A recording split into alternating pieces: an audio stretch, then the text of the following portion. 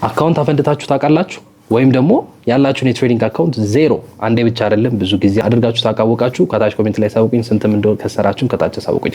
ዛሬ እንግዲህ የምንወያየው ትሬዲንግ ላይ ለምንድነው ብዙ ሰው የሚከስርበት ሪዝን ስፔሻሊ ሜንታል ኮንሰፕቶቹን አንዳንድ ነገር እንወያያለን ማለት ነው። ዴይ 23 ላይ ደርሰናል ማለት ነው። ወደ ቪዲዮ። ትሬዲንግ እንግዲህ እንደሚታወቀው ብዙዎቻችን የምንሰራው ሳይኮሎጂካል ጌም ነው። ይሄ ማለት ምንድነው?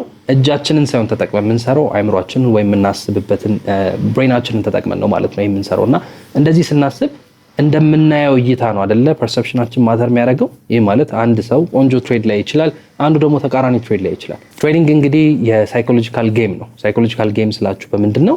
አይምሯችንን ነው የምንጠቀመው ከእጃችን የበለጠ ማለት ነው። አይምሯችንን ስንጠቀም ደግሞ የራሱን ኢፌክት እና የራሱን ኬዝ ይዞብን ይመጣል ማለት ነው። ይሄ ምን ይጎዳናል ማለት ነው? ከምናስበው በላይ ፐርሰፕሽናችንን ዲስቶርት ያደርገናል። እና አንዳንድ እስቲ ስለ ሳይኮሎጂካል ባይሶች እናወራ። ሳይኮሎጂካል ባይሶች ስል ትሬዲንግ ሳይሆን አጠቃላይ አይምሯችን የሚረዳበት እይታ ማለት ነው። ወደ ትሬዲንግ ስናመጣው ኢፌክት ስላላቸው ስለነሱ እንወያይ።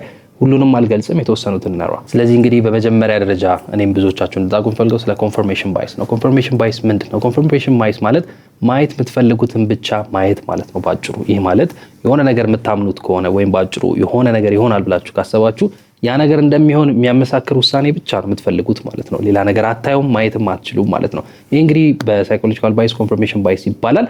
ሌላ ምሳሌ የምሰጣችሁ ከትሬዲንግ ውጭ ራሱ ሜቢ ልብ ብላችሁት ከሆነ አንድ መኪና ትኩረት አድርጋችሁ የዚህ አይነት ብላችሁ የሆነ ብራንድ ሊሆን ይችላል፣ የሆነ ቀለም ሊሆን ይችላል፣ እሱን አንዴ ትኩረት አድርጋችሁ ማየት ከጀመራችሁ ማየት የምትሉት ወይም እያያችሁ ሄደው ያን ነገር ብቻ ነው ማለት ነው። አንድ የነበረው 10 ጊዜ ልታዩት ትችላላችሁ ማለት ነው። ይሄ እንግዲህ የኮንፈርሜሽን ባይስ ዋና ውጤት ነው። ግን ትሬዲንግ ላይ እንዴት ነው ኢፌክት የሚያመጣው? እንዴት ነው እኛንስ አፌክት የሚያደርገን ስንል በምሳሌ ላስረዳችሁ። ለምሳሌ ጎልድ ትሬድ እያደረጋችሁ እንበልና አንድ ሎት የሚሆን ኤኒ ፖዚሽን የሚሆን ብቻ ያዛችሁ ሎንግ አርጋችኋል። የሎንግ ኤክስፖዠር ነው ያላችሁ፣ እንደሚጨምር ነው የምታስቡት ማለት ነው።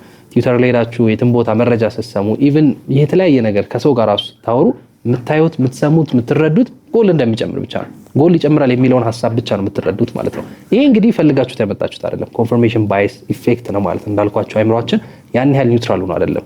እውነትና ውሸት አይለይም አይምሯችን የሚያውቀው ምንድነው? ሰርቫይቫል ሜካኒዝም ስለሆነ ብቻ ማለት ነውና ይሄ ደግሞ ትሬዲንግ ላይ እንዴት ነው የሚጎዳችሁ አይታችሁታል፣ ብዙዎቻችሁም ታውቁታላችሁ።